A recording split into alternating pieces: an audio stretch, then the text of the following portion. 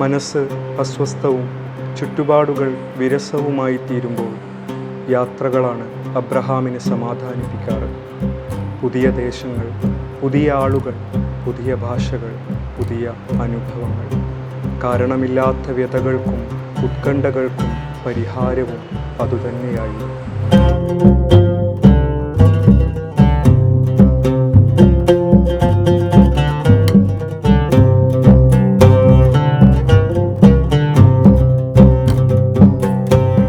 Sara ജോസഫിൻ്റെ ഏറ്റവും പുതിയ നോവൽ കറയെക്കുറിച്ചുള്ള വർത്തമാനങ്ങളിലേക്ക് സ്വാഗതം. സ്വാഗതം. ഈ ഒരു നോവലിൻ്റെ രചനയ്ക്ക് വേണ്ടി ടീച്ചർ ഒരുപാട് വായിക്കുകയും യാത്ര പോവുകയും ഒക്കെ ഉണ്ടായിട്ടുണ്ട്. ജോർദാൻ നദിയുടെ തീരത്തോടുള്ള ആ യാത്രയെക്കുറിച്ച് പറഞ്ഞുകൊണ്ട് തന്നെ നമുക്ക് ഈ നോവലിൻ്റെ വർത്തമാനങ്ങളിലേക്ക് എത്താം. ഈ നോവലിന് വേണ്ടിയിട്ട് കറ എഴുതാൻ വേണ്ടിയിട്ട് ഒരുപാട് വായിച്ച സമയത്ത് വായിക്കാൻ മാത്രമല്ല, നമുക്ക് വളരെ നമ്മളിത് വളരെ അകലെ നിൽക്കുന്ന വളരെ അന്യമായ വേറെ ഭാഷയും സംസ്കാരമൊക്കെ ഉള്ള ഒരു സ്ഥലത്ത് സംഭവിക്കുന്നതാണിത്. ഈ നോവല് ഭൂപടങ്ങൾ, മാപ്പുകളൊക്കെ നോക്കി ഇതിൻ്റെ കിടപ്പ് എങ്ങനെയാണെന്നൊക്കെ മനസ്സിലാക്കുമ്പോഴാണ് ഒരു പ്രശ്നം ഉത്ഭവിച്ചത്. അതായത് ആരുടെയാണ് യോർദാൻ നദി, ആരുടെയാണ് പിന്നെ മറ്റേ ഈ ഉപ്പുകടൽ. അപ്പോൾ ഇത് കാരണം ഇസ്രായേൽ അവകാശപ്പെടുന്ന ഇസ്രായേലിൻ്റെ ആണെന്നാണ്, ജോർഡൻ അവകാശപ്പെടുന്ന ജോർഡൻ്റെ ആണെന്നാണ്. എന്നല്ല, രണ്ട് ഭാഗത്തുമായിട്ട് ഇത് കിടക്കുന്നുണ്ട്. ഒരുപക്ഷെ ഇസ്രായേൽ ജോർഡൻ എന്ന് പറയുന്നൊരു വലിയ വേർതിരിവൊന്നും ഇല്ലാത്ത ഒരു കാലഘട്ടത്തിലാണ് ഈ നോവൽ സംഭവിച്ചിട്ടുള്ളത്. അപ്പോൾ പിന്നെ എനിക്ക് നിഗമനങ്ങൾ ഒരുപാട് നടത്തേണ്ടി വന്നു വായനകളുടെ ഒപ്പം. ഇത് ഏത് പ്രദേശത്താണ് എനിക്ക് ഈ നോവൽ എഴുതേണ്ടത് എന്നുള്ളത് ഒരുപാട് നിഗമനങ്ങൾ നടത്തേണ്ടി വന്നു. ഒരുപക്ഷെ ഒരു ചരിത്രമായിട്ട് രേഖപ്പെടുത്താത്ത സംഗതികളാണ്. അപ്പോൾ ഊഹാപോഹങ്ങളെ ആശ്രയിച്ചുകൊണ്ട് തന്നെ നമുക്ക് എഴുതാൻ പറ്റുള്ളൂ. ഫിക്ഷനാണ് എഴുതുന്നത് എന്നുള്ളതുകൊണ്ട് സ്വാതന്ത്ര്യം ഉണ്ട്. അങ്ങനെ ഞാൻ ജോർഡാൻ ഫിക്സ് ചെയ്യുന്നു. പിന്നെ നോവൽ എഴുതിക്കൊണ്ടിരിക്കുമ്പോൾ എനിക്ക് തോന്നി ശരിക്കും അവിടെ പോയി തന്നെ ആവണം, അതല്ലാതെ കണ്ട് നമുക്ക് പറ്റില്ല. അങ്ങനെ ഞാൻ പോയി. ഞങ്ങൾ യാത്ര പോയി. ഞാനും എൻ്റെ മകളും ഉണ്ടായിരുന്നു. ഞങ്ങളെ സഹായിക്കാൻ വേണ്ടിയിട്ട് ജോർഡാനിൽ തന്നെയുള്ള ആളുകളെ കണ്ടെത്തിയിട്ടുണ്ടായിരുന്നു. അങ്ങനെ ഞങ്ങൾ പോയി അവിടെ എത്തുന്നു. ഒരുപക്ഷെ ആ ഒരു യാത്ര എനിക്ക് എഴുത്തിനെ വളരെയധികം എളുപ്പമാക്കിയ ഒന്നാണ്. കാരണം തൊട്ടറിയാൻ സാധിച്ചു എല്ലാ ഇടങ്ങളും എന്ന് പറഞ്ഞ മാതിരി. ചാവുകടലായാലും ജോർദാൻ നദി ആയാലും. അപ്പോൾ ജോർദാൻ നദി നമ്മൾ കാണുന്ന കാഴ്ച ഭയങ്കര രസമാണ്. ഞങ്ങൾ ജോർഡാൻ്റെ ഭാഗത്തു നിന്ന് ഇപ്പുറത്ത് പട്ടാളമൊക്കെ ഉണ്ട് കൂടെ, അല്ല ഈ തോക്കുധാരികളൊക്കെ ഉണ്ട് കൂടെ. അങ്ങനെ ജോർഡാൻ നദിയുടെ അവിടേക്ക് വരുന്നു. അവിടെ നിൽക്കുമ്പോൾ തീർത്ഥാടകർ, അവിടെ വരുന്ന ആളുകൾ, കുറച്ച് ടൂറിസ്റ്റുകളൊക്കെ ഉണ്ട്. ഈ നദി എന്ന് പറഞ്ഞാൽ അത്ര വലിയൊരു നദിയൊന്നും അല്ല അത്, മനസ്സിലായില്ലേ? കുറച്ച് വീതിയുള്ള കലങ്ങി മറിഞ്ഞ വെള്ളം ഒഴുകുന്ന ഒരു സംഭവം. അപ്പോൾ അതിൽ നമ്മൾ കാണുന്നത്, നമുക്ക് ഇവിടെ നിന്ന് ജോർഡാൻ്റെ ഈ കരയിൽ നിന്ന് നോക്കുമ്പോൾ അപ്പുറത്ത് ഇസ്രായേലിൻ്റെ കരയിൽ അവരുടെ ടൂറിസ്റ്റുകളും ഭക്തജനങ്ങളും മുങ്ങി കുളിക്കുന്നത് കാണാൻ സാധിക്കുന്നു. കുറച്ച് ദൂരമേ ഉള്ളൂ. ഒരു പക്ഷേ എനിക്ക് തോന്നുന്നു ഇവിടുന്ന് ആ ഗേറ്റ് വരെയുള്ള ആ ഒരു ദൂരമേ ഉള്ളൂ. അവിടെ അത് നടക്കുന്നുണ്ട്. അത് വളരെ സിസ്റ്റമാറ്റിക്കായിട്ട് പിന്നെ ഇതൊക്കെ എടുത്ത് നടത്തുമ്പോൾ ഇവിടെ അത്ര അങ്ങനെ തോന്നിയില്ല. പക്ഷെ ഞാൻ കണ്ട ഒരു കാഴ്ച എന്താണെന്ന് വെച്ചാൽ, മീൻപിടുത്തക്കാർ ഈ വലയൊക്കെ പൊങ്ങിക്കിടക്കും, അടയാളപ്പെടുത്താൻ വേണ്ടി പൊങ്ങിടുമല്ലോ ഈ വെള്ളത്തിൽ. എന്ന മാതിരി നദിയിലുടനീളം നടുക്കിലൊരു പൊങ്ങ് കിടക്കുന്നുണ്ട്. അത് ആ പൊങ്ങിൻ്റെ അപ്പുറത്തുള്ളത് ഇസ്രായേലും ഇപ്പുറത്തുള്ളത് ജോർദാനും എന്നുള്ളതാണ് സങ്കല്പം. ആ പൊങ്ങിൻ്റെ അപ്പുറത്തേക്ക് മറികടക്കാൻ ജോർഡാനിൽ നിന്ന് വരുന്ന ആളുകൾക്ക് എളുപ്പമാവില്ല, അല്ലെങ്കിൽ സാധ്യമാവില്ല. അപ്പോൾ ഞാൻ ചോദിച്ചു, ഇവിടെ മാത്രമാണോ അതുള്ളത്? അപ്പോൾ വേറൊരു സ്ഥലത്ത് കൂടി നമുക്ക് കടക്കാൻ പറ്റിയാലോ?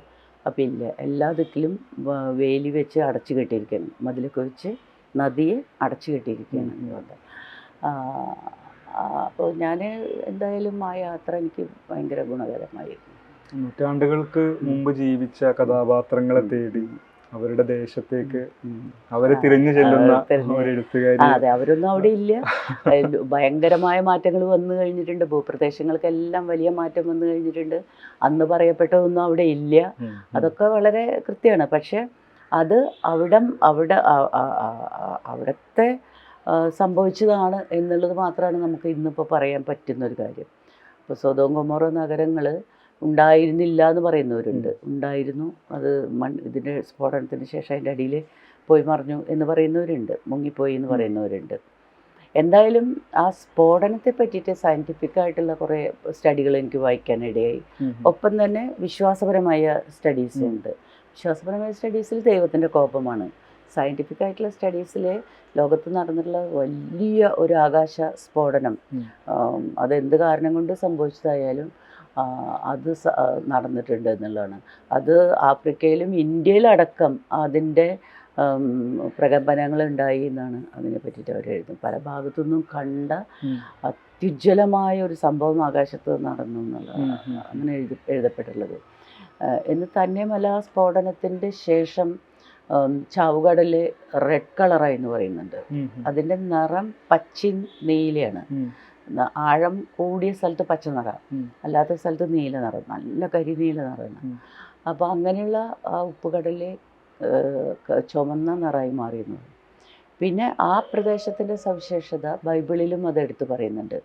അതായത് സിദ്ദിം താഴ്വരയിലെ യുദ്ധം, ഈ ലോത്തൊക്കെ സൊദോമിൽ താമസാക്കിയ സമയത്ത് അവിടെ പിന്നെ കെദോർ ലാമോർ എന്ന് പറയുന്ന രാജാവിൻ്റെ പിന്നെ ആക്രമണം ഉണ്ടായി. 5 രാജാക്കന്മാർ കൂടിയിട്ട് സൊദോം ഗൊമോറ ഈ നഗരങ്ങൾ പിടിച്ചെടുക്കാൻ വേണ്ടിയിട്ട് തുനിഞ്ഞു. അപ്പോൾ ഈ താഴ്വര പട്ടണങ്ങളുടെ കാര്യം എന്താണെന്ന് വെച്ചാൽ വളരെ സമ്പൽ സമൃദ്ധമാണത്. അപ്പോൾ ഈ താഴ്വര പട്ടണങ്ങൾ സൊദോം ഗൊമോറ, നെബോയും, സോവർ എന്നൊക്കെ പറയുന്ന നഗരങ്ങൾ, അതിലേക്ക് അവിടെ യുദ്ധം വന്നു. ആ യുദ്ധത്തിൽ ഇവർ സൊദോം പിടിച്ചെടുത്തു മാത്രമല്ല സമ്പത്ത് മുഴുവൻ കൊള്ളയടിച്ചു, സ്ത്രീകളെയും പുരുഷന്മാരെയൊക്കെ പിടിച്ചുകൊണ്ടുപോയി.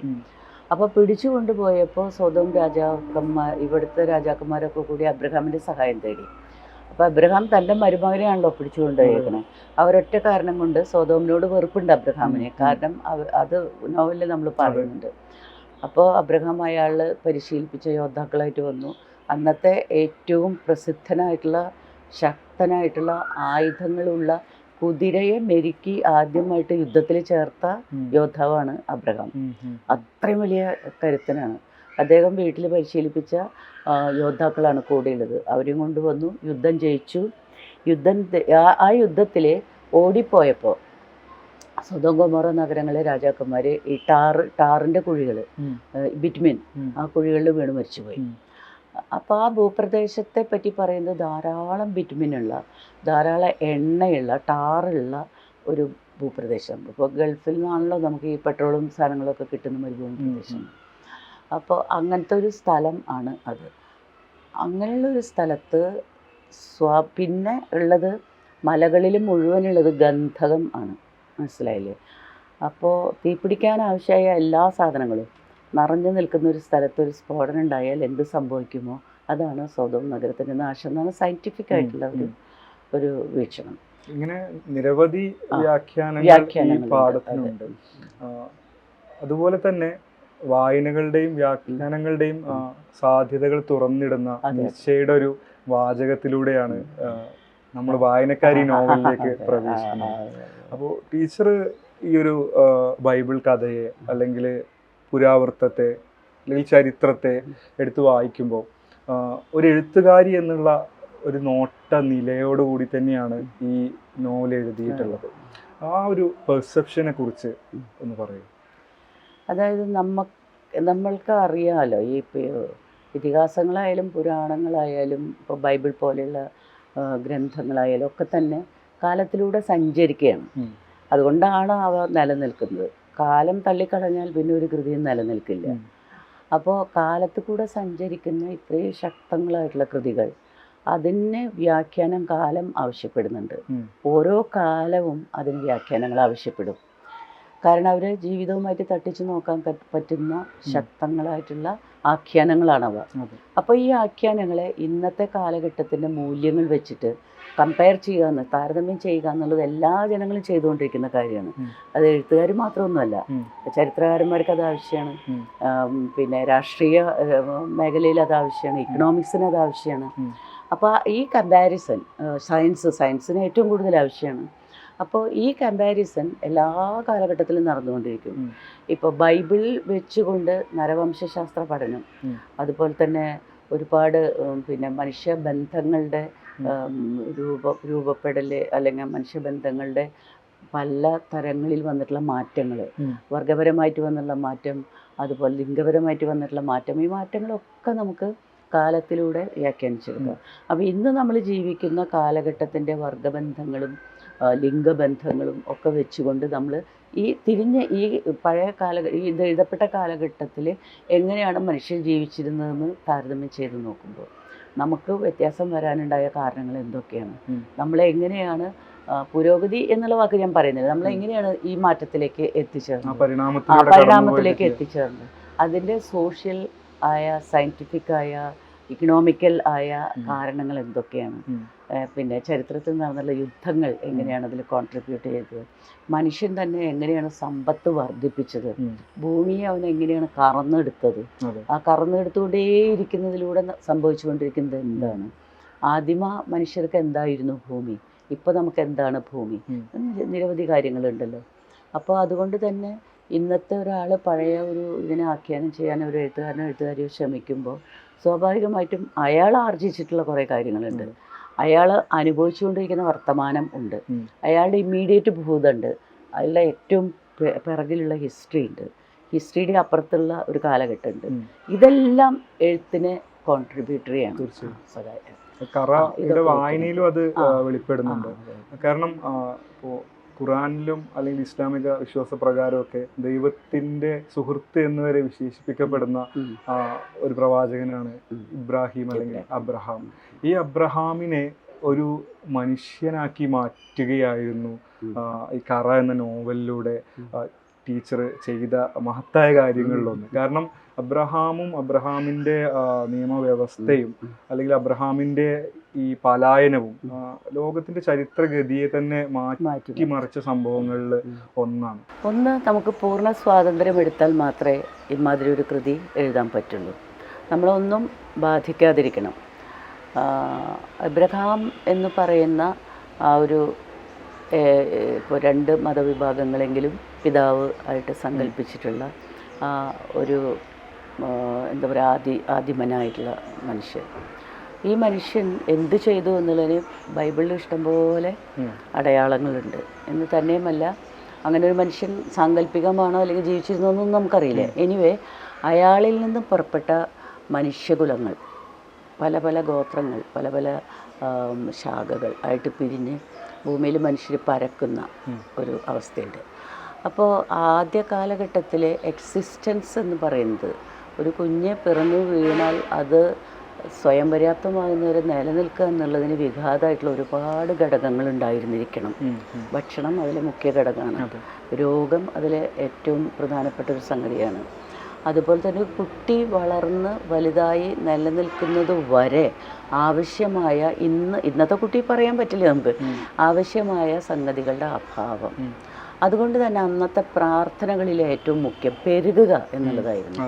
ഇന്ന് നമുക്ക് പറയാൻ പറ്റില്ല. ഇന്ത്യയിൽ പെരുകുക എന്ന് പറഞ്ഞാൽ തല്ല് കിട്ടണം, വേറെ വഴിയൊന്നും വേണ്ട. അപ്പോൾ പെരുകുക എന്നുള്ള ആശംസ, കാരണം എക്സിസ്റ്റൻസ് പ്രശ്നമാണ്. പ്രസവത്തോടെ സ്ത്രീകൾ മരിച്ചു പോകുന്നു, ചാപിള്ളകൾ പിറക്കുന്നു. പിറന്ന കുഞ്ഞിനെ തന്നെ നിലനിർത്താൻ വലിയ സാഹസം ആവശ്യമായിട്ട് വരുന്നു. കൃഷിയില്ല, അഗ്രികൾച്ചറോ ഹോർട്ടിക്കൾച്ചറോ ഇല്ല, നൊമാഡുകളാണ്. ഒരു സ്ഥലത്ത് ഭക്ഷണം കഴിഞ്ഞാൽ പിന്നെ ഭക്ഷണം തേടി അലയിൽ തന്നെയാണ്. ആകെ ഉണ്ടായിരുന്ന ഉപാധി എന്ന് പറഞ്ഞാൽ കിട്ടുന്ന വേരും കായും കനികളും ഭക്ഷിച്ച് തന്നെ നായാട്ട് നടത്തുക. അതിനൊക്കെ ഈ ഉപകരണങ്ങളൊക്കെ വികസിച്ച് വരുന്നതിൻ്റെ മുമ്പ്, ആയുധങ്ങളൊക്കെ വികസിച്ച് വരുന്നതിന് മുമ്പുള്ള കാലഘട്ടം എന്ന് പറഞ്ഞാൽ വളരെ ദുഷ്കരമാണ്. കല്ലുകൊണ്ട് എറിഞ്ഞ് പക്ഷിയെ വീഴ്ത്തി കിട്ടിയാൽ തിന്നാം എന്ന് പറയുന്ന ഒരു അവസ്ഥയൊക്കെ, അല്ലെങ്കിൽ മീൻ പിടിക്കുക, അങ്ങനെയൊക്കെ. അപ്പോൾ ഏറ്റവും പ്രാഥമികമായ രീതിയിലുണ്ടായിരുന്ന നിലനിൽപ്പിൻ്റെ വെല്ലുവിളി, ഈ നിലനിൽപ്പിൻ്റെ വെല്ലുവിളിയുടെ കാലഘട്ടത്തിലാണ് നിൻ്റെ സന്തതികൾ കടൽപ്പുറത്തെ മണൽത്തരികൾ പോലെ പെരുക്കട്ടെ എന്ന ആശംസ, അല്ലെങ്കിൽ ആകാശത്തെ നക്ഷത്രങ്ങൾ പോലെ അവർ വർദ്ധിക്കട്ടെ എന്ന് പറയുന്ന 2 ആശംസ നിലനിൽക്കുന്നത്.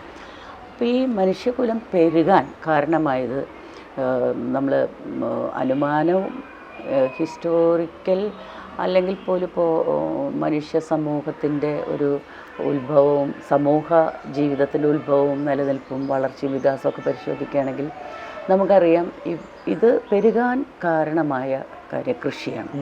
കൃഷിയിലേക്ക് വരുമ്പോഴാണ് ഇപ്പോൾ ബൈബിളിൽ വളരെ സൂചനകൾ നമുക്കുണ്ട്. ഏദൻ എന്ന് പറഞ്ഞാൽ ചോയ്സ് ഇല്ലാത്ത പെറുക്കി തിന്നാവുന്നൊരു സ്ഥലമാണ്. മനസ്സിലായില്ലേ? ചോയ്സ് ഇല്ല നമുക്ക്, അവിടെ ഉള്ളത് പെറുക്കി തിന്നാം. അതിൽ പിന്നെ ദൈവം ഒരു വിലക്ക് കൊണ്ടുവന്നുള്ളതൊരു കഥ. പക്ഷെ അവിടെ ഉള്ളത് പെറുക്കി തിന്നാനാണ് അനുമതി. നിനക്ക് എന്തും എടുത്ത് തിന്നാം എന്നുള്ളതാണ്. ആ എന്തും എടുത്ത് തിന്ന് കഴിഞ്ഞതിൻ്റെ ശേഷം ആണോ വിലക്കപ്പെട്ട കനി ഇവർ തിന്നത് എന്നുള്ള ചോദ്യം നമ്മൾ ഇതുവരെ ചോദിച്ചിട്ടില്ല. ഇവർ വിലക്കപ്പെട്ട കനി തിന്നു എന്നേ പറഞ്ഞിട്ടുള്ളൂ. ഒരു നൊമാഡിക് കാലഘട്ടത്തിലെ ഒരു പ്രദേശത്തെ ഭക്ഷ്യവസ്തുക്കൾ തീരുമ്പോൾ അടുത്ത സ്ഥലത്തേക്ക് പോയേ തീരുള്ളൂ. ആ പോക്കിനെ ഒരു ഏദനിൽ നിന്ന് പുറത്താക്കപ്പെട്ടൊരു കഥ പോലെയാണ് ബൈബിളിൽ അത് വന്നിട്ടുള്ളത്. വിലക്കപ്പെട്ട കനി തിന്നു എന്നാണ് പറയുന്നത്. എങ്ങനെ വേണമെങ്കിലും വ്യാഖ്യാനിക്കാം. എനിക്ക് ആലോചിക്കുമ്പോൾ ഞാൻ വിചാരിക്കുന്നത് അതാണ്, ഈ ആ സ്ഥലത്തെ എല്ലാം തീർന്നു, അവിടെ നിന്ന് പിന്നെ അടുത്ത സ്ഥലത്തേക്ക് പോയേ പറ്റുള്ളൂ മനുഷ്യർക്ക്. അപ്പോൾ അതിനെ അതിമനോഹരമായ ഒരു കഥയാക്കി മനുഷ്യ പാപവും ഇതൊക്കെ ആയിട്ട് ബന്ധിപ്പിച്ച് വന്നിട്ടുള്ള ഒരു മിത്താണ് ശരിക്ക് ഏദൻ എന്ന് പറയുന്നത്. സത്യത്തിൽ ഏദനിൽ നിന്ന് പുറത്താക്കപ്പെട്ടപ്പോഴാണ് മനുഷ്യർക്ക് ചോയ്സ് ഉണ്ടാവുന്നത്. ദൈവം പറഞ്ഞ് നിൻ്റെ നെറ്റിയിലെ വിയർപ്പ് കൊണ്ട് ഭക്ഷിച്ചോളാനാണ് പറഞ്ഞത്. അപ്പോൾ പുറത്താക്കപ്പെട്ട മനുഷ്യർ നൊമാഡുകളിൽ തന്നെ ഹോർട്ടിക്കൾച്ചർ ആരംഭിച്ച മനുഷ്യരാണ്. ഈ അവർക്കൊരു സ്ഥലത്തിരിക്കേണ്ടി വരും. ഭക്ഷണം സ്ത്രീകൾ ഗർഭിണികളായിട്ടുള്ള സ്ത്രീകൾ, മുലയൂട്ടുന്ന കുഞ്ഞുങ്ങളുള്ള സ്ത്രീകൾക്ക്, അവർക്ക് ഈ ഭർത്താക്കന്മാരുടെയും അല്ലെങ്കിൽ ഭർത്താവ് എന്ന് പറയാൻ പറ്റില്ല അന്നത്തെ കാലത്ത്, പുരുഷന്മാരുടെ ഒപ്പം സഞ്ചരിക്കാൻ പ്രയാസം, ശാരീരികമായ ബുദ്ധിമുട്ടുകളുള്ളത് കൊണ്ട് സ്വാഭാവികമായിട്ടും വെള്ളമുള്ള ഒരു സ്ഥലത്ത് അവർ തങ്ങിയിരിക്കാം. ഒരു 10 മാസത്തെ കാലാവധിയാണ് ഒരു സ്ത്രീയുടെ പ്രസവം. അത് കഴിഞ്ഞാൽ കുറച്ച് കാലം കൂടി മുലകൂട്ടാൻ. അപ്പോൾ ഏകദേശം ഒരു വാർഷികമായൊരു ഇരിപ്പാണ് അവരവിടെ ഇരിക്കേണ്ടി വരിക. അവർ നായാടി കൊണ്ടുവരുന്ന പുരുഷന്മാരെ കാത്തിരിക്കുന്നു, ദൂരെ പോയി അടിമകളെ പിടിച്ചുകൊണ്ടിരിക്കുന്ന പുരുഷന്മാരെ കാത്തിരിക്കുന്നു, അങ്ങനെയൊക്കെയുള്ള കാത്തിരിപ്പുകൾ. ഇതിൻ്റെ ഇടയിൽ സ്ത്രീകളായിരിക്കണം പ്രകൃതിയെ നിരീക്ഷിച്ചിട്ടുണ്ടാവുക. നിരീക്ഷിക്കാൻ ഓടിപ്പോകുന്നവർക്ക് സാധിക്കില്ല, സ്റ്റില്ലായിട്ട് നിൽക്കുന്നവർക്കേ സാധിക്കുള്ളൂ, ഒരു സ്ഥലത്ത് സ്റ്റേ ചെയ്യുന്നവർക്കേ അത് സാധിക്കുള്ളൂ. അപ്പോൾ വെള്ളത്തിൻ്റെ സാമീപ്യം, അതുപോലെ തന്നെ കായ്കനികൾ വീണ് മുളച്ച് വീണ്ടും അതിൽ നിന്ന് ഭക്ഷ്യവസ്തുക്കൾ ഉണ്ടാകുന്നു എന്ന് പറയുന്ന നിരീക്ഷണം, ഒരു പക്ഷേ ആ നിരീക്ഷണം നടത്തിയത് സ്ത്രീകളായിരിക്കണം ആദ്യ കാലഘട്ടത്തിൽ. അങ്ങനെ അവരാരംഭിച്ചതായിരിക്കണം ഹോർട്ടിക്കൾച്ചർ എന്ന് പറയുന്നത്. അത് ഫലപ്രദമായതോട് കൂടിയിട്ട് ഒരു നൊമാഡുകളുടെ ഇടയിൽ തന്നെ ഒരു സ്ഥലത്ത് ഇരിക്കുക എന്ന് പറയുന്ന ഒരു അവസ്ഥ സംജാതമായിരിക്കാം. നരവംശാസ്ത്ര പഠനങ്ങളൊക്കെ അങ്ങനെ ഒരു സൂചന തരുന്നുണ്ട്. അപ്പോൾ ആ അവസ്ഥ സംജാതമായതോടുകൂടി ഇവർക്ക് ഈ അലച്ചിലിന് കുറച്ചൊരു കുറവ് വന്നു. ഹോർട്ടിക്കൾച്ചർ പീരീഡിൽ നിന്ന് അഗ്രികൾച്ചർ തുടങ്ങിയപ്പോൾ, ധാന്യങ്ങൾ കൃഷി ചെയ്യാൻ തുടങ്ങിയപ്പോഴാണ് സർപ്ലസ് ഉണ്ടായത്. ഈ സർപ്ലസാണ് സ്വകാര്യ സ്വത്തായിട്ട് മാറുന്നതും അതിനു വേണ്ടിയിട്ട് ആകെ സമൂഹത്തിൻ്റെ സ്വഭാവം മാറുന്നു. മുമ്പ് ഒരു ഗോത്രത്തിന് ഒരു അമ്മ ആണ് ഉണ്ടായിരുന്നത്. കാരണം അച്ഛനെ പ്രാമാണ്യം വരാൻ വഴിയില്ല, കാരണം ആളുകൾ ആവശ്യമാണ്. ഈ ആളുകളെ ഉണ്ടാക്കുന്ന അമ്മയാണ് പ്രസവിക്കുന്നത്. പിന്നെ അങ്ങനത്തെ ഒരു കാലഘട്ടത്തിൽ നിലനിന്നിരുന്ന ലൈംഗിക ബന്ധങ്ങളെക്കുറിച്ചും ബൈബിളിൽ സൂചനയുണ്ട്. ഫ്രീ ആയ ഒരു ലൈംഗിക ജീവിതമാണ്, ആണും പെണ്ണുമേ ഉള്ളൂ, മൃഗങ്ങൾ എന്ന പോലെ തന്നെ. പിന്നീട് വികസിച്ചു വന്ന മൂല്യങ്ങൾ അതൊന്നും അന്നില്ല, ചോദനകൾ മാത്രമേ ഉള്ളൂ. ഒരു ഇണചേരാനുള്ള ചോദന ഉണ്ടായി, ഇണചേരുന്നു, മക്കളെ പ്രസവിക്കുന്നു.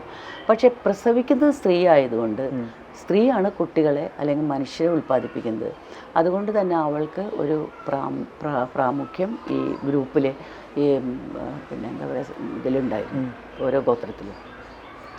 അങ്ങനെ ഒരു നിലനിന്നിരുന്നൊരു മാട്രിയാർക്കൽ വ്യവസ്ഥയിൽ അമ്മയുടെ വാക്ക് പരമപ്രധാനമായിരുന്നു. പക്ഷേ ഈ കൃഷി വന്നതോടുകൂടിയിട്ട് കഠിനമായിട്ട് അധ്വാനിക്കാൻ സ്ത്രീകളും പുരുഷന്മാരും ഒപ്പം ഉണ്ട് എങ്കിലും കായിക ശേഷി കൂടുതലുള്ള പുരുഷനെ സംബന്ധിച്ചിടത്തോളം അയാളുടെ കോൺട്രിബ്യൂഷൻ വലുതായിരിക്കണമല്ലോ. അതെ. അതിൻ്റെ ഒപ്പം തന്നെ മനുഷ്യർ അവരുടെ തലച്ചോറ് ഉപയോഗിച്ചിട്ടും കണ്ടുപിടുത്തങ്ങളിലേക്ക്, അതായത് കൃഷി എളുപ്പമാക്കുക. അപ്പോൾ ലോകത്തിൻ്റെ കഥയിൽ ഒന്നുമില്ലാത്തൊരവസ്ഥയിൽ ചെന്ന് പെട്ടിട്ട് ഇയാൾക്ക് കൃഷി ചെയ്യാൻ ഒന്നുമില്ല, കമ്പും കോലൊക്കെ എടുത്ത് നിലം കുത്തി ഇളക്കിയിട്ടാണ് അയാൾ സാധനങ്ങൾ ഉണ്ടാക്കുന്നത്. അതുപോലെയുള്ളൊരു ഭയങ്കര ഒന്നുമില്ലാത്തൊരവസ്ഥയിൽ കല്ലുകൾ ഉപയോഗിച്ചിട്ടും മറ്റൊക്കെ മനുഷ്യർ കൃഷി നടത്തുമ്പോൾ മുനകൂർപ്പിച്ച ആയുധങ്ങൾ, മുനകൂർപ്പിച്ച കല്ലുകൾ, അങ്ങനെയുള്ള ഈ ശിലായുഗം അങ്ങനെയുള്ള പഠനങ്ങളല്ല ഞാൻ പറയുന്നത്, നമ്മുടെ ഊഹങ്ങളാണ് ഞാൻ പറയുന്നത്. അതിന് കൃത്യമായിട്ട് നിർവചിച്ചിട്ടുള്ള പഠനങ്ങളാണ് ചരിത്രത്തിലെ ഓരോ കാലഘട്ടം, ഇരുമ്പിൻ്റെ ലോഹങ്ങളുടെ യുഗം, ശിലകളുടെ യുഗം, ഇരുമ്പ് കണ്ടുപിടിക്കുന്നതോടുകൂടി വരുന്ന മാറ്റം എന്നൊക്കെ പറയുന്നത്. അപ്പോൾ ഇതിലേക്കുള്ളൊരു വികാസം, മനുഷ്യൻ്റെ പടിപടിയായിട്ടുള്ള വികാസത്തിൻ്റെ ഇടയിൽ അവൻ്റെ ലൈംഗിക ബന്ധങ്ങൾ മാറുന്നുണ്ട്. അതും ബൈബിളിൽ വളരെ കൃത്യമായിട്ട് കാണുന്നുണ്ട്, സ്ത്രീ പുരുഷ ബന്ധങ്ങളിൽ വരുന്ന മാറ്റം.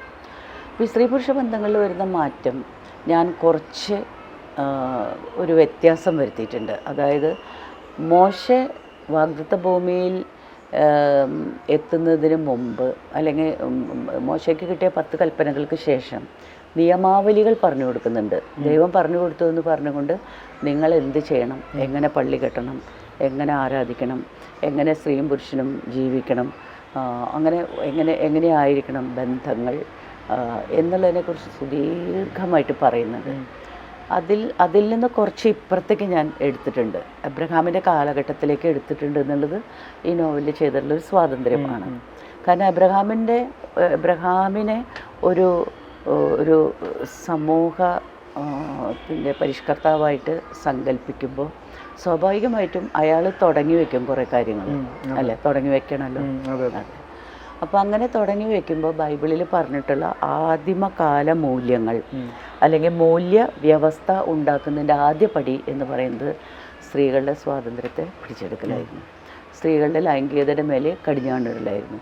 സ്ത്രീകളുടെ മാത്രമല്ല, മൊത്തം മനുഷ്യകുലത്തിൻ്റെ ലൈംഗികതയുടെ മുകളിൽ ലൈംഗികതയുടെ മുകളിലെ ആധികാരികമായ സേ ഉണ്ടായത് ഈ ഗോത്രപിതാവിന് മാത്രമാണ്. അയാൾ ആദ്യം പറയുന്നുണ്ട് രക്തബന്ധ വിവാഹം പാടില്ല. എംഗൽസിൻ്റെ കുടുംബ സ്വകാര്യ സ്വത്ത് ഭരണകൂടം എന്ന് പറയുന്ന പുസ്തകം മനുഷ്യ കുലത്തിൻ്റെ പരിണാമങ്ങൾ, സാമൂഹിക പരിണാമങ്ങളെയാണ്, എങ്ങനെയാണ് മനുഷ്യൻ സാമൂഹ്യ ബന്ധങ്ങൾ ഉണ്ടാക്കുന്നത് എന്നതിനെ പറ്റിയാണ് എഴുതിയിട്ടുള്ളത്. അതിൻ്റെ കാരണങ്ങൾ എന്തൊക്കെയാണ്, അതിലെ സ്വകാര്യ സ്വത്തിൻ്റെ റോൾ എന്താണ്, സ്ത്രീയുടെ അടിമത്തം എങ്ങനെയുണ്ടായി എന്നൊക്കെ പറയുന്ന ആ കുടുംബം എന്ന് പറയുന്ന സ്ഥാപനം എങ്ങനെയുണ്ടായി. അപ്പോൾ അതിൽ പറയുന്ന ആദ്യത്തെ കാര്യം എംഗൽസിൻ്റെ പുസ്തകത്തിൽ രക്തബന്ധ വിവാഹം നിയന്ത്രിച്ചു എന്നുള്ള. നമ്മൾ നേരത്തെ കണ്ടതുപോലെ വളരെ ഫ്രീ ആയിട്ട് ചോദനകൾക്കനുസരിച്ച് ലൈംഗികതയിൽ ഏർപ്പെട്ടിരുന്ന മനുഷ്യരിൽ നിന്ന് പദവികൾ സൃഷ്ടിക്കപ്പെടുകയാണ്. അപ്പോൾ ആ രക്തബന്ധ വിവാഹം പാടില്ല എന്ന് പറഞ്ഞത് മോശയുടെ കാലഘട്ടത്തിലാണെങ്കിൽ ഇവിടെ അബ്രഹാമിൽ നിന്ന് തുടങ്ങുന്ന പോലെയാണ് നോവലിൽ നമ്മൾ എഴുതിയിട്ടുള്ളത്. അപ്പോൾ അബ്രഹാം പറയുന്നുണ്ട്, നിങ്ങളുടെ ചാർച്ചക്കാരുമായി ബന്ധപ്പെടാൻ പാടില്ല. അപ്പോൾ ആരാണ് ഞങ്ങളുടെ ചാർച്ചക്കാർ ചോദിക്കുന്നത്? നിൻ്റെ ആദ്യത്തെ ചാർച്ചക്കാർ നിൻ്റെ അപ്പനും അമ്മയും തന്നെ. അവരെ മഹത്വപ്പെടുത്തുക, അതാണ് പദവി എന്ന് പറയുന്നത്. വെറും സമനിരപ്പായിരുന്ന ഒരിടത്തിൽ നിന്ന് ഒരു ഉയർച്ച, ഒരു വ്യക്തികൾക്ക് ഉയർച്ച കൊടുക്കുകയാണ്, ഒരു പദവി കയറ്റി വയ്ക്കുകയാണ്, സ്റ്റാറ്റസ്. ആ സ്റ്റാറ്റസിൽ നിൻ്റെ അപ്പനെ അമ്മയെ അവരാണല്ലോ നിനക്ക് ജന്മം തന്നത്, അതിനാൽ അവരെ മഹത്വപ്പെടുത്തണം.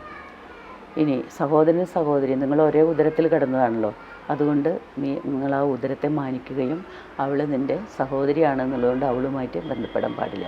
അങ്ങനെ പറഞ്ഞാൽ ആരുമായിട്ടൊക്കെ ലൈംഗിക ബന്ധം പാടില്ല എന്ന് പറയുന്നത് ഒരു തരം ചിട്ടവൽക്കരണമാണ്, അല്ലേ? വളരെ ലൂസായിട്ട് കിടക്കുന്ന ഒരു ഘടനയെ വളരെ ഇങ്ങനെ അടുപ്പിച്ച് നിർത്തുകയും അതിന് ചുറ്റും ഒരു വേലി കെട്ടുകയും ചെയ്യുക എന്നുള്ളതാണ് ഒരു സമൂഹ സൃഷ്ടിയുടെ അടിത്തറ ഇടലിൻ്റെ തുടക്കം. അതായിരുന്നു. ഇതിന് വേറൊരു മെച്ചമുണ്ട്. എന്താണെന്ന് വെച്ചാൽ ഇങ്ങനെ നിയന്ത്രിക്കാൻ കഴിഞ്ഞാൽ ഏത് പുരുഷൻ്റെ കുട്ടിയാണ് പ്രസവിക്കുന്നത് എന്ന് കണ്ടെത്തുക. അപ്പോഴേക്കൊക്കെ ആ ഒരു തിരിച്ചറിവിലേക്ക് മനുഷ്യൻ എത്തിയിട്ടുണ്ടായിരിക്കും. അപ്പോൾ ഏത് പുരുഷൻ്റെ കുട്ടിയാണെന്ന് കണ്ടുപിടിച്ചാൽ പ്രധാനമായിട്ടും ഈ കയ്യൂക്കുള്ളവർ ഈ സർപ്ലസ് ആയിട്ടുള്ള സ്വത്ത്, സ്വകാര്യ സ്വത്ത് തൻ്റെ തലമുറകൾക്ക് കൈമാറാൻ ഉള്ള ഒരു സാധ്യത അവർക്ക് തെളിഞ്ഞു കിട്ടും. ഇതൊക്കെ സംഭവിച്ചിട്ടുണ്ടായിരിക്കണം എന്നുള്ള ഒരു നിഗമനം. ആ നിഗമനത്തെ ബൈബിളിലേക്ക് കൊണ്ടുവന്ന് വെച്ച് അന്വേഷിക്കുകയാണ് ഞാൻ ചെയ്തത്. ഇബ്രാഹിമിൻ്റെ ഈ സാമൂഹ്യ പരിഷ്കരണത്തിനുള്ള അല്ലെങ്കിൽ അവ്യവസ്ഥിതമായിട്ടുള്ള ഒരു സമൂഹത്തെ വ്യവസ്ഥാപിതമായിട്ട് കൊണ്ടുവരാനുള്ള ഈ ശ്രമങ്ങളുടെ പിന്തുടർച്ചക്കാരനും അതേസമയം അതിൻ്റെ ഇരയുമായി തീർന്ന ലോത്താണ് ഈ നോവലിലെ കേന്ദ്ര കഥാപാത്രം എന്ന് വേണമെങ്കിൽ നമുക്ക് പറയാം. ലോത്ത് അനുഭവിക്കുന്ന സംഘർഷങ്ങൾ ലോത്തിൻ്റെ മാത്രമല്ല, ലോത്തിൻ്റെ പെൺമക്കളുടെയും ലോത്തിൻ്റെ ഭാര്യയുടെയും ലോത്തിൻ്റെ തന്നെയും സംഘർഷങ്ങളുടെ എല്ലാം കൂടെയുള്ള ഒരു അനുഭവമാണ് ലോത്തിന് ഉണ്ടാവുന്നത്. അപ്പോൾ ഈ വ്യവസ്ഥിതികളെ പിന്തുടരാൻ വേണ്ടി ശ്രമിക്കുന്ന മനുഷ്യർ അത് നൂറ്റാണ്ടുകളായിട്ട് ശ്രമിച്ചുകൊണ്ടിരിക്കുകയാണെന്ന് വേണമെങ്കിൽ നമ്മൾ പറയാം. ഇന്നും ഈ ലോത്ത് അനുഭവിക്കുന്ന മാനസിക സംഘർഷങ്ങൾ അനുഭവിക്കുന്നില്ലേ? അതെ, തീർച്ചയായിട്ടും. കാരണം ഇത് ചിട്ടപ്പെടുത്തലാണല്ലോ.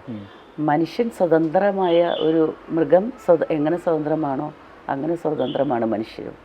ഇപ്പോൾ ഒരു മൃഗത്തെ ഇണക്കി വളർത്തുമ്പോൾ അതിൻ്റെ സ്വാതന്ത്ര്യം പോകുന്നുണ്ട്, അതിൻ്റെ ചലനങ്ങളെ നമ്മൾ നിയന്ത്രിക്കുന്നുണ്ട് അല്ലേ. ഇപ്പം എൻ്റെ ഡോഗ് അകത്താ അല്ലേ, അതിനെ ഞാൻ ഇണക്കി വളർത്തുകയാണ്. അത് അങ്ങനെ ജീവിക്കേണ്ട ഒരു ജീവിയല്ല. അതിൻ്റെ സഹജഭാവം എന്ന് പറഞ്ഞാൽ ഫ്രീഡമാണ്. പ്രകൃതിയിലുള്ള ഏതൊന്നിനും ഫ്രീഡം ഉണ്ട്. അത് പ്രകൃതിക്കനുസരിച്ച് ജീവിക്കുകയാണെങ്കിൽ. പക്ഷേ സമൂഹത്തിനനുസരിച്ച് ജീവിക്കുമ്പോൾ അതിന് നിയന്ത്രണങ്ങൾ വരികയാണ്. ഈ നിയന്ത്രണങ്ങൾ ഇപ്പോൾ സൈക്കോളജിക്കലായിട്ടുള്ളൊരു പഠനം വരുമ്പോൾ നമുക്കത് കാണാം. ഇപ്പോൾ ഫ്രോയിഡ് ആയാലും യുങ് ആയാലും ഒക്കെ തന്നെ അവിടെ നിന്നുണ്ടായിട്ടുള്ള മനഃശാസ്ത്രപരമായിട്ടുള്ള പഠനങ്ങളിലൊക്കെ തന്നെ ഈ സംഘർഷം മനസ്സിൻ്റെ അകത്ത് നടക്കുകയാണ്. സമൂഹവും സ്വതന്ത്ര വ്യക്തിയും തമ്മിലുള്ള സംഘർഷം. അത് ഒരു കാലത്തേക്ക് മാത്രമല്ല, എല്ലാ കാലത്തേക്കും ഭാവിയിലേക്കൊക്കെ ഉള്ളതാണ് ഈ സംഘർഷം എന്ന് പറയുന്നത്. എന്നെ നിയന്ത്രിക്കാൻ ശ്രമിക്കുന്നു, ഞാൻ കുതറുന്നു. ഇതാണ് വ്യക്തിയും സമൂഹവും തമ്മിലുള്ള വലിയ സംഘർഷം എന്ന് പറയുന്നത്. ഈ സംഘർഷത്തിൻ്റെ ആഖ്യാനങ്ങളാണ് പിന്നെ സാഹിത്യകൃതികളൊക്കെ തന്നെ. കാല ഒക്കെ തന്നെ ഈ സംഘർഷത്തിൻ്റെ കൊതറലുകളും ആഖ്യാനങ്ങളുമാണ്. അപ്പോൾ സ്വാഭാവികമായിട്ടും ഒരു ചിട്ട ഉണ്ടാക്കാൻ തുടങ്ങുമ്പോൾ ഈ എന്താ പറയുക, സ്വാതന്ത്ര്യം തടയുക മാത്രമല്ല ശിക്ഷയും വരുന്നുണ്ട് അതിൻ്റെ പിന്നാലെ. ഇതിന്ന് ഭിന്നമായി നീ എടുക്കുന്ന സ്വാതന്ത്ര്യത്തിന് നിനക്ക് ശിക്ഷ അനുഭവിക്കേണ്ടി വരും. മനസ്സിലായില്ലേ? അപ്പം ഇതിൽ നിന്ന് ഭിന്നമായിട്ട് ഇരിക്കാൻ പാടില്ല. ചിട്ട ഉണ്ടാവണം സമൂഹം, എന്നാലത് മുന്നോട്ട് ചലിക്കുള്ളൂ. എബ്രഹാം ഈ ചിട്ട കൊണ്ടുവരുന്ന കാലഘട്ടത്തിൻ്റെ ഏറ്റവും ഒരു ഗുണപരമായൊരു കാര്യം ഞാൻ വിചാരിക്കുന്നത് ഇതാണ്. പാഗൻ സൊസൈറ്റികൾ ഒരുപാട്, അതിന് രണ്ട് വശമുണ്ട്. അനേകം ഗോത്രങ്ങളായിട്ടും ഇതൊക്കെ പിരിഞ്ഞു കിടക്കുന്ന ആദിമ മനുഷ്യർ, അവരുടെ അനേകങ്ങളായിട്ടുള്ള ദൈവങ്ങൾ, ഇങ്ങനെയൊക്കെ ചെതറിക്കിടക്കുന്നവർക്ക് വ്യവസ്ഥയില്ല. വ്യവസ്ഥയില്ലാതെ വളരെ സ്വതന്ത്രമായിട്ട് ജീവിക്കുന്ന ആളുകളാണ് അവരൊക്കെ. അവരുടെ ആചാരങ്ങളും മര്യാദകളും അവരുടെ ദൈവങ്ങളും അതിനെപ്പറ്റിയുള്ള വിശ്വാസങ്ങളും ഒക്കെ തന്നെ വിഭിന്നങ്ങളാണ് എന്ന് തന്നെയുമല്ല ഏറ്റവും പ്രിമിറ്റീവാണ്, പ്രകൃതിയോട് ചേർന്ന് നടക്കുന്നതാണ്. അതേസമയം ഈ ചിട്ടപ്പെടുത്തുന്ന ആൾ ചെയ്തത് അതിൽ നിന്നൊക്കെ വ്യത്യസ്തമായിട്ടുള്ളൊരു ജീവിതം കൊണ്ടുവരിക എന്നുള്ളതാണ്. അപ്പോൾ സൂര്യനെ ആരാധിച്ചിരുന്ന, ചന്ദ്രനെ ആരാധിച്ചിരുന്ന, പ്രകൃതി ശക്തികളെ ആരാധിച്ചിരുന്ന മനുഷ്യർ, അത് ഇന്ത്യയിലായാലും അവിടെ എല്ലായിടത്തും ഉണ്ട്. സൂര്യാരാധന, ചന്ദ്രാരാധനക്കാരൊക്കെ ഉണ്ടായിട്ടുണ്ട്. പ്രപഞ്ച ശക്തികൾ മുഴുവനും. നമുക്കും ഇപ്പോൾ പഞ്ചഭൂതങ്ങൾ എന്ന് പറയുന്ന നമുക്ക് ഈ ഇന്ത്യൻ കോൺസെപ്റ്റിൽ വെള്ളമായാലും വായുവായാലും ഒക്കെ ആരാധനാമൂർത്തികളാണ് അവരൊക്കെ, ആരാധനയാണ്. അപ്പോൾ ഈ സങ്കല്പത്തിൽ നിന്ന് ഏകനായ ദൈവം എന്ന് പറയുന്ന ഒരു അദൃശ്യനും ഏകനും സർവശക്തനും ആയിട്ടുള്ളൊരു ദൈവം, അബ്രഹാമിൻ്റെ ദൈവമായി ആകട്ടെ സൈന്യങ്ങളുടെ കർത്താവാണ്. മനസ്സിലായില്ലേ? കാരണം ഈ മാതിരിയായ എല്ലാ ഗോത്രങ്ങളോട് യുദ്ധം ചെയ്ത് സ്വന്തം ഇടം കണ്ടെത്താൻ ശ്രമിക്കുന്ന ഒരു ഗോത്രത്തിൻ്റെ അധിപതിയാണ് അയാൾ. അതാണ്. അതെ, അത് കർഷകരുമായിട്ടുള്ള ഒരു സംവാദത്തിൽ നോവലിൽ പറയുന്നത്. നിങ്ങൾ അലയുന്നവരാണ്, നിങ്ങൾക്ക് ദേശമില്ല.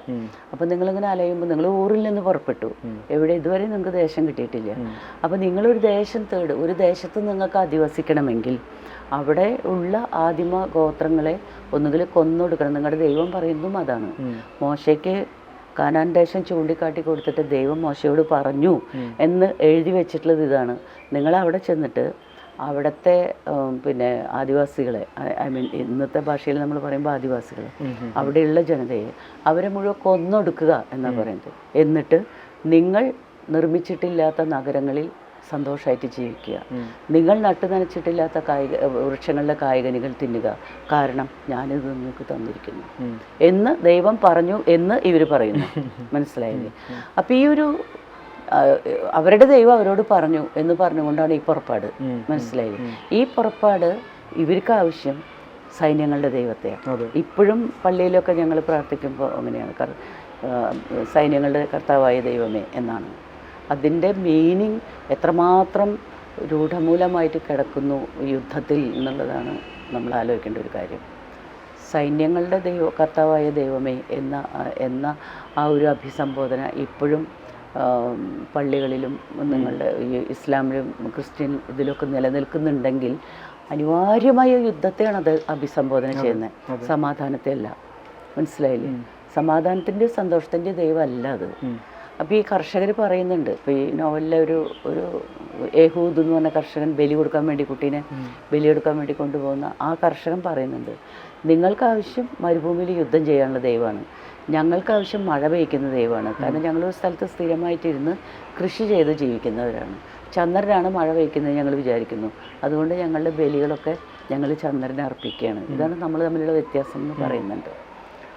അപ്പോൾ ഇതിൻ്റെ ഒരു പരിണാമം അതിൽ കൂടെയാണ് ഈ നോവലിൽ കടന്നു പോകുന്നത്. ഇബ്രാഹിമിനോട് അല്ലെങ്കിൽ അബ്രഹാമിനോട് മറ്റു ഗോത്രങ്ങൾക്കുണ്ടായിരുന്ന പ്രധാനമായിട്ടുള്ള എതിർപ്പും അതായിരുന്നു. അവരുടെ ദൈവങ്ങളെല്ലാം മാറ്റിവെച്ചുകൊണ്ട് ഇബ്രാഹിം സ്വന്തം ദൈവത്തെ മാത്രം ആരാധിക്കുകയും അല്ലെങ്കിൽ ആരാധിക്കാൻ കൽപ്പിക്കുന്നുണ്ട്. തന്നെയുമല്ല, അവരുടെ പൂജാഗിരികൾ തകർക്കുക എന്നുള്ളത് ഇവരുടെ ഒരു ശ്ലോകനായിരുന്നു. ശരിക്കും പറഞ്ഞാൽ ഇവരെവിടെ ചെല്ലുന്നുണ്ടോ പിന്നെ സ്വാഭാവികമായിട്ടും നമ്മൾ ഇബ്രാഹിമിനെ കണ്ടപ്പോൾ അയാൾ സൈനിക തലവനാണ്. അയാൾക്ക് പരിശീലിപ്പിക്കപ്പെട്ട യോദ്ധാക്കളുണ്ട്, അയാൾക്ക് ആയുധങ്ങളുണ്ട്. എല്ലാ യുദ്ധങ്ങളിലും സംഭവിക്കുന്നത് ഇത് തന്നെ. ഇതിന് മാത്രം മാറ്റുള്ളൂ. സയൻസിൻ്റെ പുരോഗതിക്ക് അനുസരിച്ചുള്ള മാറ്റങ്ങൾ, ടെക്നോളജിയുടെ പുരോഗതിക്ക് അനുസരിച്ചുള്ള മാറ്റങ്ങൾ മാത്രമേ വന്നുള്ളൂ. മനോഘടനയിൽ മാറ്റമൊന്നും വന്നിട്ടില്ല. മനസ്സിലായില്ലേ? അപ്പോൾ എബ്രഹാം അന്ന് ശക്തനാണ്. അയാൾക്ക് യുദ്ധം ചെയ്യാൻ സാധിക്കും, കീഴടക്കാൻ സാധിക്കും, പിടിച്ചെടുക്കാൻ സാധിക്കും, ഭയപ്പെടുത്താൻ സാധിക്കും, കൊന്നൊടുക്കാൻ സാധിക്കും. അപ്പോൾ അതുകൊണ്ട് തന്നെ ഇതര ഗോത്രങ്ങളിലേക്ക് നിങ്ങൾക്ക് എന്താ അവകാശം? ഞങ്ങളുടെ ദൈവം ഞങ്ങളോട് പറഞ്ഞിരിക്കുന്നു. ഇതിനെ മുകളിലാണ് പോക്ക്. മനസ്സിലായില്ലേ? എന്താ ദൈവം പറഞ്ഞത്? പിടിച്ചെടുക്കുക, കൊന്നൊടുക്കുക, പൂജാഗിരികൾ തല്ലി തകർക്കുക, അവരുടെ ദൈവങ്ങളൊക്കെ ചിതറിച്ച് കളയുക. അവരുടെ ദൈവങ്ങളില്ല, അത് ദൈവമല്ല, നമ്മുടെ ദൈവമാണ് ദൈവം. നമ്മുടെ ദൈവം സർവശക്തനാണ്, ഏകനാണ്, അദൃശ്യനാണ്. എന്നാൽ ഇന്ന് നമ്മൾ ഇന്ത്യയിലൊക്കെ കണ്ടുകൊണ്ടിരിക്കുന്നത് നേരെ തിരിച്ചുള്ള ഒരു പ്രോസസ് കൂടിയാണ്. വളരെ പ്ലൂറലായിട്ടുള്ള ദൈവങ്ങൾ ഉണ്ടായിരുന്ന ഒരു ഹിന്ദു സമൂഹം പോലും ഇബ്രാഹിം സ്ട്രക്ചറിലേക്ക് കടന്നു വരുന്നതാണ്. അതാണ് ശരിക്കും ഇപ്പോൾ സംഭവിച്ചുകൊണ്ടിരിക്കുന്നത്. വളരെ ഇപ്പോൾ ഈ പാഗൻ സൊസൈറ്റിയിൽ കണ്ടിരുന്നത് പോലെ ഇപ്പോൾ ബാബിലോണിയയിൽ 2500-ലധികം ദൈവങ്ങളുണ്ടായിരുന്നു എന്നാണ് പറഞ്ഞത്.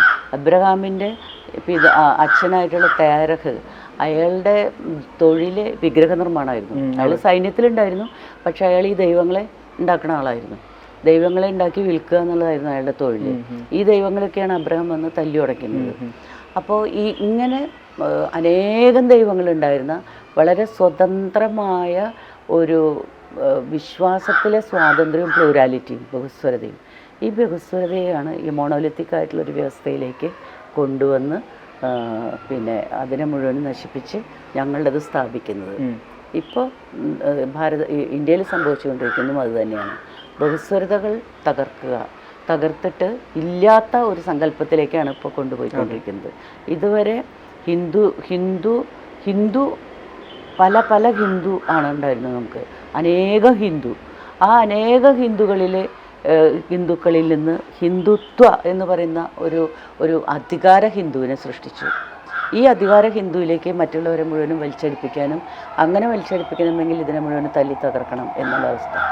അവിടെ ഹിന്ദുക്കൾ എന്ന് പറയുന്ന ദളിതുകൾ അടങ്ങിയിട്ടുള്ള ഗോത്രജനവിഭാഗങ്ങൾ അടങ്ങിയിട്ടുള്ള അവരാരും ഹിന്ദുക്കളല്ല, പക്ഷെ അവരൊക്കെ കൂടി ഉൾക്കൊള്ളുകയും സവിശേഷമായിട്ട് നിലനിൽക്കുന്ന ന്യൂനപക്ഷങ്ങളെ മുഴുവനും തന്നെ ഇല്ലായ്മ ചെയ്യുകയും ചെയ്യുക എന്നുള്ളത് അബ്രഹാമിൻ്റെ അതേ നയമാണ്. നിങ്ങൾ അവിടെ ചെല്ലുമ്പോൾ അവരെ കൊന്നൊടുക്കുക, അവരെ അടിയൊടിക്കുക, അവരുടെ പൂജാഗിരികളും അമ്പലങ്ങളും ക്ഷേത്രങ്ങളും ഇതൊക്കെ തകർക്കുക, അതിൻ്റെ മുകളിൽ നിങ്ങളുടെ സ്ഥാപിക്കുക. അബ്രഹാം അന്ന് ഒരു ഏകദൈവത്തെ കൂട്ടുപിടിച്ച പോലെ ഇന്ന് ഒരു ഏക പുരുഷനായിട്ടുള്ള ശ്രീരാമനെ മുൻനിർത്തിക്കൊണ്ടാണ്. ശ്രീരാമനെ മുൻനിർത്തുമ്പോൾ ആലോചിക്കേണ്ട കാര്യം എന്തുമാത്രം ഹിന്ദു ദൈവങ്ങൾ, അവർക്കൊക്കെ എന്തുമാത്രം ആരാധനകൾ. ഇപ്പോൾ നമുക്ക് ഇന്നത്തെ ഇന്ത്യയുടെ കോണ്ടെക്സ്റ്റിൽ പറയുകയാണെങ്കിൽ എനിക്ക് തോന്നുന്നത് പലതരം വിശ്വാസങ്ങൾ, ഈ ദൈവങ്ങളുടെ വൈവിധ്യത്തിൽ മാത്രമല്ല, യുക്തിവാദികളുണ്ട്, എത്തിസ്റ്റുകളുണ്ട്, അതുപോലെ തന്നെ പിന്നെ എന്താ പറയുക, ക്രൈസ്തവരുണ്ട്, ഇസ്ലാമുകളുണ്ട്, ഒരുപാട് ആളുകളുണ്ട്. ഇവരൊക്കെ വിശ്വാസം എന്ന് പറയുന്നത് അതിനെ അഭിസംബോധന ചെയ്തിട്ടില്ല. ഒരാൾക്ക് ആ ആളുടെ വിശ്വാസം അല്ലെങ്കിൽ സമൂഹത്തിന് ആ സമൂഹത്തിൻ്റെ വിശ്വാസം എന്നുള്ളത് ഇത്രമാത്രം പ്രധാനമായിരിക്കുമ്പോൾ അതിനെ എങ്ങനെയാണ് സമീപിക്കേണ്ടത് എന്നുള്ളതിനുള്ള ഒരു ടൂൾ ഇല്ല എന്നാണ് എനിക്ക് തോന്നുന്നത്. കാരണം നിങ്ങൾ രാമനെ വെക്കുമ്പോൾ ഞങ്ങളുടെ കണ്ടകടലാടിയായിട്ടുള്ള മുഴുവൻ ദൈവങ്ങളെയും കൊണ്ട് ഞങ്ങൾ തെരുവിലിറങ്ങിയാൽ ആലോചന അല്ലേ, ഈ സകലമാന ദൈവങ്ങളെയും കൊണ്ട് ഞങ്ങൾ തെരുവിലിറങ്ങുകയാണ്. ഒരു രാമനെയും കൊണ്ട് വരുന്നതിനോട് എതിരിടാൻ ഇത്രമാത്രം ദൈവങ്ങൾക്ക് സാധിക്കുമോ എന്ന് പറയുന്നൊരു ക്വസ്റ്റ്യൻ ഇല്ലേ? തീർച്ചയായും ഇല്ലേ? ആ ബഹുസ്വരത അല്ലാതെ കണ്ട ആ ബഹുസ്വരതയ്ക്ക് ബദല് ദൈവം ഇല്ല എന്ന് പറയലല്ല. കാരണം നിങ്ങൾക്ക് അതിന് സമർത്ഥിക്കാൻ പറ്റില്ല.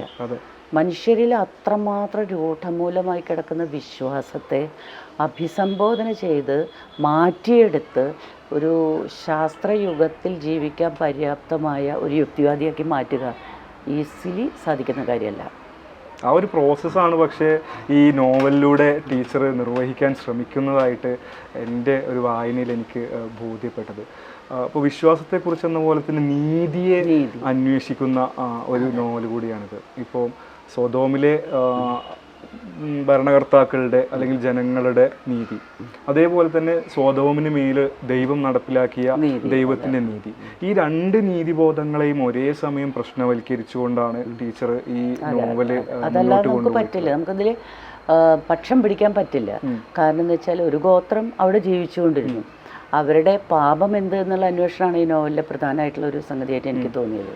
കാരണം എന്ന് വെച്ചാൽ ബൈബിളിൽ പറയുന്നത് പോലെ ഒരു ഹോമോസെക്ഷുവാലിറ്റി, അവർ ഹോമോസെക്ഷൽ ആയിരുന്നത് കൊണ്ട് അല്ല ദൈവം നശിപ്പിച്ചത്.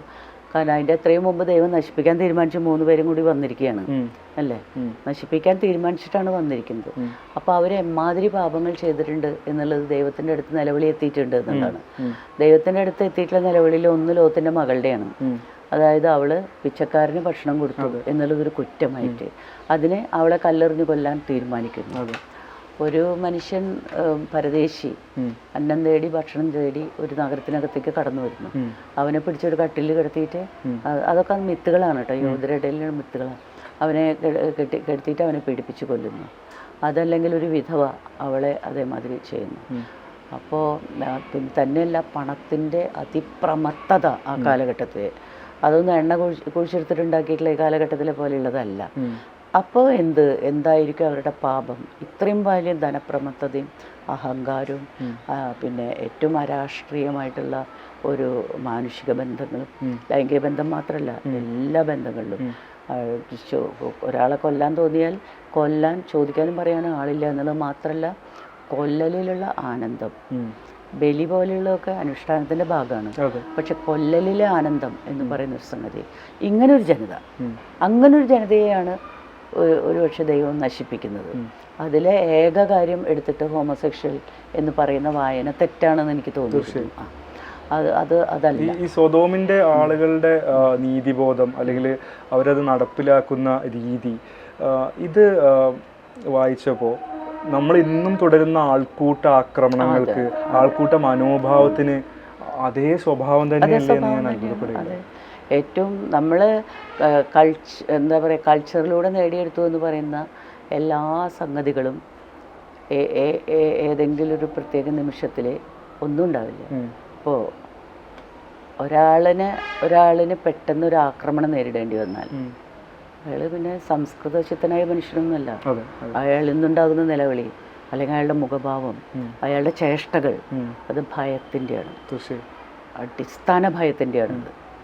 അപ്പോൾ അതൊക്കെ എന്ന് പറഞ്ഞാൽ കെട്ടിപ്പൊത്തി വെച്ചിട്ടുള്ള സംഗതികളാണ് മനുഷ്യൻ്റെ സമൂഹ ജീവിതം. അതിൻ്റെ ഗുണവശങ്ങൾ ഒരുപാട് നമ്മൾ അനുഭവിക്കുന്നുണ്ട്. പക്ഷെ മനുഷ്യൻ്റെ സ്വത്വം എന്ന് പറയുന്നത് ഈ പറയുന്ന പ്രകൃതിയും അയാളും തമ്മിലുള്ള ബന്ധത്തിൽ, അയാളെ ഭയപ്പെടുത്തുന്ന പ്രകൃതി, അയാളെ സന്തോഷിപ്പിക്കുന്ന പ്രകൃതി, അയാളുടെ ജീവിതത്തിനെ സാധ്യമാക്കുന്ന പ്രകൃതി, അങ്ങനെയുള്ള പ്രകൃതിയുടെ ഭാഗമാണ് അയാൾ ശരിക്കും പറഞ്ഞാൽ ഒരു വ്യക്തി എന്ന് പറഞ്ഞാൽ.